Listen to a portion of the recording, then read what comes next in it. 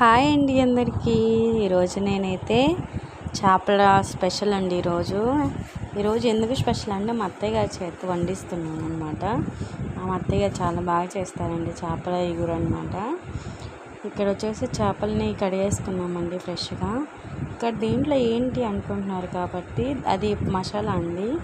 నువ్వులు, ధనియాలు, దాల్చిన చెక్క, ఇలాచి అవన్నీ మేము కొంచెం ఫ్రై చేసుకొని వాటిని మిక్సీ పట్టేసుకుంటే సరిపోతుంది. కొంచెం వాటర్ యాడ్ చేసుకుని అలా క్రీమీలాగా వస్తుంది. దాన్ని ఏమో చేపల్లో వేశారనమాట.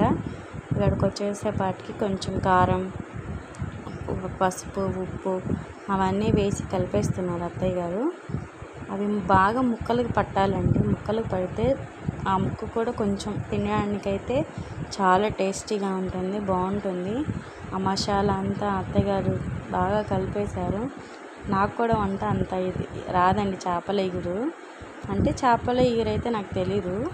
పులుసు అయితే పెట్టుకుంటాను అనమాట, చింతపండు నీళ్ళు అవన్నీ పోసేసి.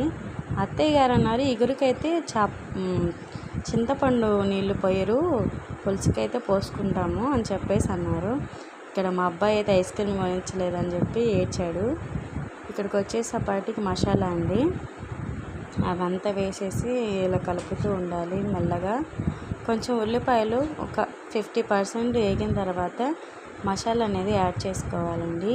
ఇలా ఫ్రై చేస్తూ ఉండాలన్నమాట, లేకపోతే కింద అంటుకుపోతుంది మసాలా. నెక్స్ట్ వచ్చేసేపాటి ఇక్కడ అత్తగారు ముక్కలు మసాలా అన్నీ పట్టించేశారు కాబట్టి ఇలా స్ప్రెడ్ చేస్తూ ఉండాలండి వాటిని. మసాలా కూడా చాలా బాగా పట్టింది ఫిష్ ముక్కలకి. ఇలా కలిపి మీరు ఎప్పుడైనా ట్రై చేయకపోతే ఖచ్చితంగా ట్రై చేయండి. నా వీడియోస్ కనుక నచ్చినట్లయితే మీరు లైక్ చేయండి, సబ్స్క్రైబ్ చేయండి, సపోర్ట్ చేయండి. ఇక్కడైతే ఫిష్ ఫ్రై అయితే రెడీ అయిపోయిందండి. తినేయడమే ఆలస్యం. Thank you. Bye bye.